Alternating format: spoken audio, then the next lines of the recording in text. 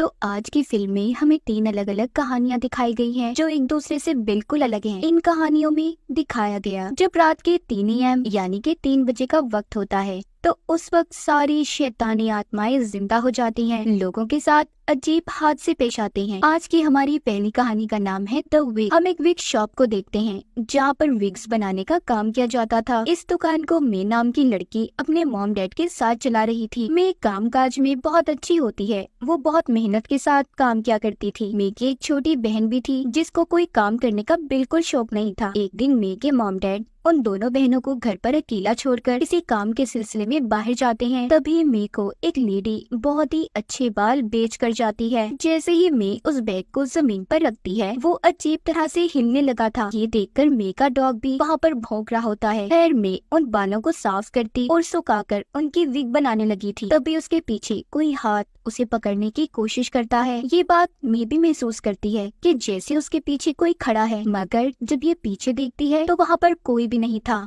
तभी मे की बहन आती है जो कहती है कि आज रात वो पार्टी में जा रही है तो इसलिए तुम दरवाजा खुला रखना क्योंकि मैं किसी भी वक्त वापस आ सकती हूँ। मे भी उन विग के बालों को पूरा करती है और अपनी दुकान का शटर लगाकर सोने चली जाती है। दरअसल इनकी दुकान घर के अंदर ही थी। अब क्योंकि रात भी बहुत ज्यादा हो गई थी तो इसलिए सोने से पहले वो बाथरूम में अपने मुंह को धोने जाती है। जैसे ही वो अपना सर झुकाती है उसके नाक से खून आने लगा था। वो उस खून को रोकने के लिए दवाई भी खाती है मगर खून फिर भी नहीं रुक रहा था। अब जैसे ही वो अपना मुंह धोने लगती है सिंक में पानी जमा हो जाता है। वो सिंक के सुराख को खोलने के लिए जब हाथ डालती है तो उसमें से बालों का गुच्छा बाहर आया था जिसे देखकर उसे कुछ समझ नहीं आता। तभी उस सुराख से अजीब सी आवाजें आने लगी थी। जब वो सुराख के अंदर देखने लगती है तो एक हाथ उस सुराख से बाहर आता है जिसे देखकर मैं बहुत ज्यादा डर गई थी और नीचे गिर जाती है। तभी उसकी आंख खुल गई थी। मतलब जो कुछ भी उसने देखा वो सिर्फ उसका एक सपना था। अब जब वो जागती है तो उसे अपने घर से शोर की आवाजें आ रही थी। मैं जब जाकर देखती है तो उधर उसकी बहन अपने दोस्तों के साथ होती है। मैं अपनी बहन को देखकर गुस्से में कहती है तुम तो अपने दोस्तों के साथ बाहर पार्टी करने वाली थी ना, तो यहाँ पर क्या कर रही हो। मगर मे की बहन उसकी कोई बात नहीं सुनती और दोस्तों को लेकर अपने घर की छत पर पार्टी करने चली जाती है। पार्टी करते हुए मे की बहन का दोस्त नीचे से एक विग उठा कर ले आया था और उसे पहनकर मजाक बना रहा होता है। ये दरअसल वो ही विग थी जिसको मे ने अभी अभी उन्हीं बालों से बनाया था जो उसे एक लेडी देकर गई थी। मे भी उसे ऐसा करते देख लेती है और अपनी बहन के दोस्त को डांट कर विग रख कर आने का बोलती है। इस बात पर दोनों बहनों की लड़ाई हो गई थी। मे की बहन अब उससे कहती है कि आखिर तुम मेरे दोस्तों को ऐसे कैसे डांट सकती हो। तभी जब मे की बहन का दोस्त विग रखने नीचे जा रहा था तो एक हाथ उन्हीं बालों से निकलकर उस लड़के के मुंह और गर्दन को जकड़ लेता है। ऊपर से जब सभी उसकी चीखों की आवाज सुनकर नीचे आते हैं तो देखते हैं उस लड़के का सर जिस्म से अलग था और विग्स के दरमियान में रखा हुआ था। ये खौफनाक मंजर देखकर सभी बहुत ज्यादा डर गए थे और दुकान से बाहर निकलने की कोशिश करते हैं मगर हड़बड़ाहट में शटर की चाबी लॉक में ही फंसकर टूट जाती है। जब मे की बहन की दोस्त अंदर दूसरी चाबी लेने गई तो उसके बाहर सब चीखने की आवाजों को सुनते हैं। ये जब उसे देखने जाते हैं तो वो बस यही कह रही थी कि कोई मेरी मदद करे, इन लोगों को कुछ समझ नहीं आता। तभी वो हाथ उस लड़की की शर्ट से बाहर आता है और उसे देखकर दीवार में मारता है। वो उसे तब तक मारता रहता है जब तक वो मर नहीं जाती। ऐसा देखकर मे की बहन और उसका एक बचा हुआ आखिरी दोस्त छत की तरफ भागते हैं। मे के पाँव में चोट लग गई थी। यहीं पर मे की बहन का दोस्त भी इनसे अलग हो जाता है। तभी वो अपने सामने आत्मा को देखता है। दरअसल ये वो ही आत्मा थी जिसके बालों की मैंने विग बनाई थी। उसे ये बात बिल्कुल पसंद नहीं आई कि उसके बालों को किसी ने उतार दिया। वो लड़का अब उस आत्मा को देखकर डर जाता है और पीछे पड़ी नोकीली कीलों पर गिर गया था जो उसके जिस्म से आर पार हो जाती हैं। मे की बहन का आखिरी दोस्त भी मर जाता है। अब यहाँ पर सिर्फ मे और उसकी बहन ही बची थी। वो भागकर दोनों दोबारा से अपनी दुकान के अंदर आ जाती हैं। वहाँ पर एक थर्मल चैम्बर था जिसमें मे बालों को पिघलाने और सुखाने का काम क्या करती थी। मे की बहन कहती है देखो मैं बाहर जाती हूँ ताकि कोई मदद बुला सकूं, तुम इस थर्मल में ही बंद रहना। तभी वहाँ पर वही आत्मा जाती है जो मे को देखकर उस थर्मल को अच्छी तरह बंद कर देती है। फिर उसके बाद उसने उसके टेम्परेचर को बढ़ा दिया था। कुछ देर के बाद उधर मे की बहन भी आ गई थी। वो मे को उस थर्मल से निकालने की कोशिश करती है मगर उसका दरवाजा खुलने का नाम ही नहीं ले रहा था। तभी टेम्परेचर ज्यादा होने की वजह से वो थर्मल फट जाता है। वहाँ पर जोरदार धमाका हुआ था। कुछ देर के बाद मे के मॉम डैड भी घर आ गए थे। मे की बहन अपनी मॉम को आवाजें देती है, पर ये क्या, उसकी मॉम ने ना ही उसे देखा था और ना ही उसे सुन पा रही थी। तभी मे आकर अपनी मॉम के गले लग जाती है। मे की बहन अपने पेट की तरफ देखती है जिसमें नोकीला कांच लगा हुआ था। यहाँ पर उसे पता चलता है कि वो तो मर चुकी है, लेकिन मरना तो मे को चाहिए था क्योंकि जिस थर्मल में वो बंद थी उधर धमाका हुआ था। हम मे को देखते हैं जो अपनी मॉम के गले लगी हुई है। उसकी आंखें बिल्कुल सफेद थी, मतलब कि वो आत्मा मे के अंदर थी, इसीलिए उसे कुछ नहीं हुआ था। अब आत्मा मे के अंदर आकर और किसे मारने वाली थी। इसी के साथ पहली कहानी हमारी यहीं पर खत्म हो जाती है। अब आती है दूसरी कहानी की बारी, जिसका नाम है कॉप्स ब्राइडल, दुल्हन की लाश। तो कहानी के शुरू में हम एक लड़के टॉड को देखते हैं जो कि मुर्दा खाने में लाशों की हिफाजत का काम किया करता था। एक दिन उसे एक घर में भेजा जाता है जहाँ पर उसे मरे हुए हस्बैंड वाइफ की लाशों का ख्याल रखना था। टॉड की ड्यूटी ये थी कि एक हफ्ते तक वो इस घर में ही रुकेगा और उस कपल की लाशों की हिफाजत करनी थी, क्योंकि इनके यहाँ एक रस्म थी कि मरे हुए इंसानों की लाश को एक हफ्ते तक घर में रखना होता था और उनकी तस्वीर के आगे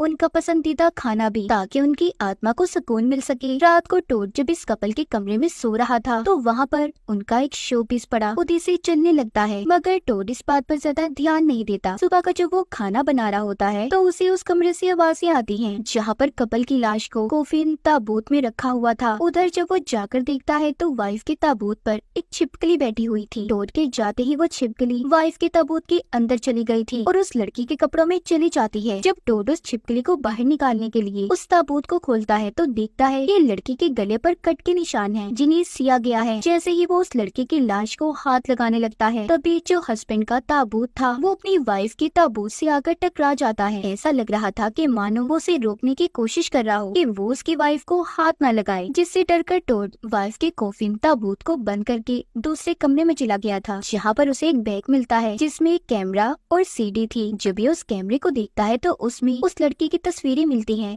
जिसमें उसे बांधा गया था। ये सब देखकर वो समझता है कि शायद इस लड़की का हस्बैंड इसे मारता था। तभी उस कमरे का दरवाजा जोर से बजता है। जब ये जाकर देखता है तो उस दरवाजे को किसी ने धागे से बांधा हुआ था। जब ये उस धागे का पीछा करता है तो इसे अपने सामने वही लड़की खड़ी हुई नजर आती है जो इसको अपने पास बुला रही थी। तभी पीछे से उस लड़की का हस्बैंड आकर उसे दबोच कर अपने साथ ले जाता है और वो टोड को ये धमकी देता है कि अगर तुम्हें अपनी जान प्यारी है तो हमारे घर को छोड़कर चले जाओ। तभी टोड की आंख खुल गई थी, मतलब ये सब उसका सपना था। जैसे ही वो नींद से जागता है बैग से मिली सीडी खुद ब खुद चल गई थी जिसमें उस लड़की का हस्बैंड उसे बांधकर बहुत बुरी तरह से मार रहा था। टोड ये देखकर सोचता है कि कितना बुरा हस्बैंड है जो अपनी वाइफ को ऐसे मार रहा है। अब ये उस कमरे में जाता है जहाँ पर इन दोनों की लाशें रखी हुई थी। वो देखता है कि वाइफ का कोफिन ताबूत खुला है और उसकी लाश भी हिली हुई है। अब उसे ऐसा लगता है कि शायद इस लड़की का हस्बैंड मरने के बाद भी इसका पीछा नहीं छोड़ रहा, वो भूत बनकर इसके पीछे पड़ा हुआ है। इसलिए टोड अब हस्बैंड के ताबूत को उसकी वाइफ के ताबूत से अलग कर देता है और जाकर एक मंदिर में रखकर धागे से बांध देता है। फिर वो लड़की के ताबूत के पास आकर उसकी लाश को ठीक करता है। इसी दौरान वो देखता है जिस धागे से उस लड़की का गला सिया हुआ था वो धागा तो कल रात इसने अपने सपने में देखा था, जिससे दरवाजे का लॉक बंधा हुआ था। ये देखकर वो थोड़ा हैरान हो जाता है। अब वो उस लड़की की लाश को गोद में रखकर उसके टांगों को जब ठीक कर रहा था तो उसे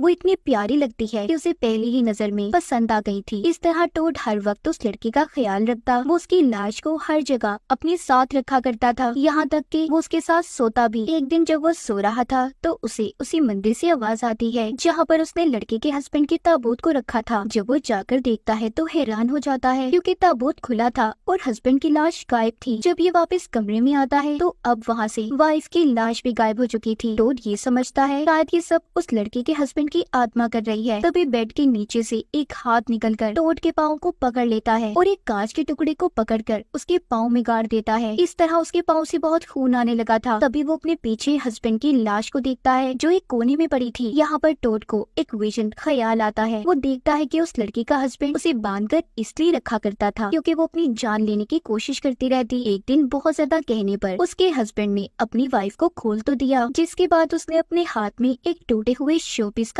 टुकड़ा लेकर पहले अपने हस्बैंड के गले को काटा, फिर बाद में अपना गला काट दिया। इस तरह उन दोनों की मौत हो गई और इस घर में जो कुछ भी हो रहा था वो हस्बैंड की आत्मा नहीं बल्कि वाइफ उस लड़की की आत्मा कर रही थी, जिसे टोड पसंद भी करने लगा था। टोड को जब ये सारी बातें समझ आती है तो अब वो इस घर से भागने की कोशिश करता है। तभी वो देखता है कि घड़ी में रात के 3 बजे का वक्त है। वो जब यहाँ से भागने की कोशिश करता है तो एकदम से वो लड़की आकर उसका गला पकड़ लेती है, जिससे वो बेहोश हो गया था। कुछ देर के बाद जब उसे होश आता है तो खुद को उस लड़की के ताबूत में पाता है। वो बहुत चीखता चिल्लाता है, बाहर निकलने की कोशिश भी करता है, मगर उस ताबूत के ऊपर वही लड़की बैठी थी जो टोड को अब कभी भी बाहर निकलने नहीं देगी। हो सकता है कि वो लड़की टोड से इस बात का बदला ले रही हो कि टोड ने उसके साथ गलत किया। अब आखिरी और तीसरी कहानी आती है जिसका नाम है ओटी। हम एक लड़की को देखते हैं जो अपने ऑफिस में देर तक बैठी काम कर रही थी। दरअसल वो एक ऐप की मदद से किसी से बात कर रही होती है। तभी इस ऑफिस में काम करने वाले 2 और एम्प्लॉय अपना ओवर टाइम करके घर जा रहे थे। जब वो लिफ्ट की तरफ जाते हैं, जैसे ही वो लिफ्ट का बटन दबाते हैं, उनके सामने कटा हुआ सर हवा में लटक रहा था, जिसे देखकर दोनों बहुत ज्यादा डर जाते हैं। अंदर वो लड़की बैठी अभी भी बातें करने में मसरूफ थी। तभी अचानक से ऑफिस की सारी चीजें चल जाती हैं। सारे कंप्यूटर खुद ब खुद ऑन ऑफ हो रहे थे। ये देखकर वो लड़की भी डरकर यहाँ से भाग जाती है। तभी हम ऑफिस में 2 आदमियों को देखते हैं जो इस ऑफिस के बॉस थे। आज वो अपने एम्प्लॉयज को डराकर ऑफिस से भगा रहे थे। उनका मानना ये था कि उनके एम्प्लॉयज ओवर टाइम करके पैसे तो कमा लेते हैं मगर ऑफिस का काम नहीं करते, इसलिए दोनों बॉस एम्प्लॉय को सबक सिखाने के लिए ऐसा कर रहे थे। अब जो एम्प्लॉय लिफ्ट के पास खड़े थे उन्हें ये बात समझ आ जाती है कि उनके दोनों बॉस मिलकर उनके साथ ये मजाक कर रहे थे। खैर वो अब दोनों अपने बॉस के पास आते हैं और घर जाने की इजाजत लेते हैं। वो दोनों तो चले गए थे। ऑफिस में इनके बॉस जिसका नाम टी होता है अब अकेला था, जबकि दूसरा बॉस करण खाना खाने बाहर चला जाता है। जब टी बैठा काम कर रहा था तो उसे अपने साथ वाले कमरे से आवाज आती है। जब वो जाकर देखता है तो उसे ऐसा लगता है कि जैसे किसी की परछाई हो। जब वो लाइट जलाता है तो वहाँ पर कोई भी नहीं था। जब ये फ्रिज के पास जाता है तो फ्रिज भी हिल रहा था। तभी करण बॉस उधर खाना लेकर पहुँचता है और पूछता है कि क्या हो गया है तुम्हें, तुम क्यों इतने घबराए हुए हो। वो बताता है कि फ्रिज अभी थोड़ी देर पहले हिल रहा था। जब वो खाना रखने फ्रिज को खोलता है तो उसमें कोई भी नहीं था। वो तो खाना रखकर चला जाता है मगर टी को अभी भी डर लग रहा था। तभी कुछ देर के बाद फ्रिज के अंदर से एक चुड़ैल बाहर आती है। टी जिसे देखकर बहुत ज्यादा डर जाता है। जब ये भागकर करण के पास जाता है तो उसे उसकी शक्ल में भी मॉन्स्टर दिखाई दे रहे थे। ये देखकर टी बहुत ज्यादा डर गया था और गिरकर बेहोश हो जाता है। दरअसल 2 एम्प्लॉय और करण मिलकर टी के साथ मजाक कर रहे थे। बहुत देर हो जाती है, उसे अभी तक होश नहीं आया था। जब एम्प्लॉय टी की सांसें चेक करता है तो वो मर गया था। ये देखकर तीनों बहुत ज्यादा डर जाते हैं। लड़की एम्प्लॉय